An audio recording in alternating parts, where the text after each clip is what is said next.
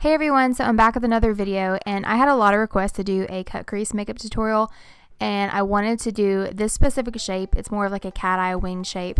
I do it a lot on Instagram, but I have not done it on here, so I figured it was about time. So I hope you guys enjoy. So I'm starting out with my MAC Soft Ochre paint pot as normal, and just applying that from the lashes all the way up into the eyebrow with my Sigma 3D HD Precision brush. And then as always, I'm going to set that base down with an eyeshadow that matches my skin tone. Especially with cut crease tutorials, they require a lot of blending, and it's going to be a lot easier to blend over a shadow than it is to blend over the creamy texture of a paint pot. So I hate to use this on camera, but I really wanted to because it's not out yet. This is the Too Faced Chocolate Bar Bonbons palette. It's going to be out, I think, December 8th, but I guess this tutorial can let you decide if you want to buy it or not, because it is beautiful, and I love the chocolate bar palettes. So what I'm going to do first is take the shade Bordeaux with a tiny little angled brush, and I'm going to get the shape of the eyeshadow I want. Try to make it as neat as possible, but if it's not a perfect line, we do clean it up later, so don't worry too much about it. Just don't go too ham with your eyeshadow. And the reason I do this is because it's a lot easier to blend when you know the shape of the eyeshadow, because obviously your eye's not shaped like this, and it just makes seeing it a lot easier. So now I'm going to take a fluffy brush and our lightest crease shade, and this is the shade Almond Truffle. So we're going to go from lightest to darkest. This is what I always do, and it's just a lot easier to make things blended if you go lightest to darkest. So just take a little bit of that product and just blend it. I'm putting most of the color at the arch of the eye, well, the shape. You can see where it goes up higher. So I want my eyeshadow to do that exact same shape. So higher on the crease area, and then dip down and then go back towards the eyebrow. So you can see this brush is kind of tapered and comes to a point at the end. So I'm just getting eyeshadow on that very tip to blend out the outer corner, because I don't want that to be brought up very high, because it's going to ruin the entire shape that we have going on. So now we're going to go into our next darkest shade, which is called Mocha. And anytime you get darker with a cut crease tutorial, you want your brushes to get smaller. So the brush I'm using, or was using, is on the left, and I'm using a smaller fluffy brush, but it's still tapered for this eyeshadow. So we're going to put that right on the line where we made in the first place, but take it up a little bit higher. So this isn't going to go as high as that lightest shade, but it's going to go higher than our darkest shade. And you can see I'm just doing like back and forth motions. You don't want to go in and start doing circular motions or anything, because you're not going to get this shape that you want. So just kind of speed through, but just start with a little bit of product, build on it, and then go back in with your original fluffy brush and blend it out. If you need to go back in with that original crease shade, definitely do that. I do that here, I believe, and it just helps with the blending process a lot. So now we're going to go in with the darkest shade. This is again the Bordeaux, which is a very deep like burgundy brown. And here you want to be very precise with this. Again, we're going to clean it up, but don't take this color up too high, because again, you will ruin your entire shape. Cut creases take a lot of work, a lot of repetitive steps, but it's worth it in the end.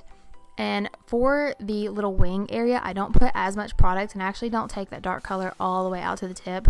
I just think it looks a lot better. And then as far as blending, you're going to go back in reverse. So you're going to take that smaller fluffy brush, blend it, get a little bit more product if you need to, and then go back in with the bigger fluffy brush, blend it, get a little bit more product if you need to. Which is very repetitive, and then you do have to go back in and darken up the Bordeaux shade. Like I said, it's just very repetitive. So now to clean up the look. This is very important that you go in and clean it up, because this is how you're going to get that really defined look.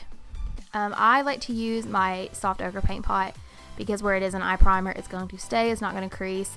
I've seen some people use concealer, but that's not really my favorite, because it is concealer and sometimes it can crease and not stay as long as an eyeshadow primer. So to do this step, you just want to take a very tiny concealer brush, anything that can get a lot of detail work, and just go right along the edges. Again, use a little bit of product, because once you kind of ruin the shape that you have, it's hard to correct it.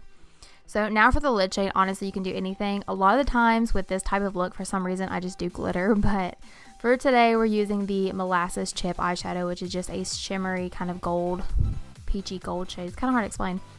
And then I'm taking a tiny little like detailer fluffy brush, because the shader brush that came in the set that I got from this brand, it didn't have a tiny little shader brush in it. It only had that larger one, and you can't really get detail with it. So just take any small shader brush when doing the lid shade.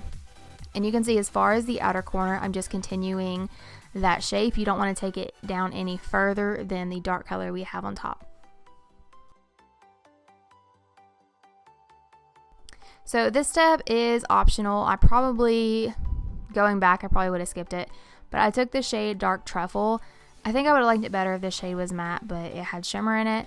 And I'm creating a wing and connecting it to the cut crease. So doing the shadow is just going to be a lot softer than if we used eyeliner. So you can see when I'm connecting it to the wing, I'm leaving a little bit of a gap so you can still see where that lid shade goes up into a point as well.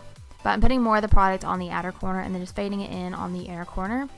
And I do take a little bit of a black eyeshadow. If you're wondering, I use the Anastasia Noir, which is what I'm doing right here, just to kind of tone down the shimmer and to darken it up just a little bit. And then I took a tiny little brush just to smudge it out because I didn't want as harsh of a line. And then, of course, once you're finished completely with the wing area, go in and clean it up with some concealer. I actually use that paint pot again because it pretty much matches my skin tone right now, but this will again give you a very sharp, defined look. So for the lower lash line, we're taking all 3 shades we used on the cut crease. So start with your lightest shade and gradually get darker. But for the darkest shade that we used on the wing, like the actual brown for the wing, I just put on the outer corner just to connect it up to the wing. But yeah, I mean, it's pretty simple once you get the hang of it, but it definitely takes finding what cut crease shape works best for your eyes. So these lashes are by Connie Lashes. I'm not sure how to say that, in the style Mercury. They definitely have a very winged out shape, so they kind of tie the whole look together. But yeah, I really hope you guys like this look. If you did, please give it a thumbs up. And don't forget to subscribe and follow me on all of my social media. And thank you so much for watching. Bye, guys.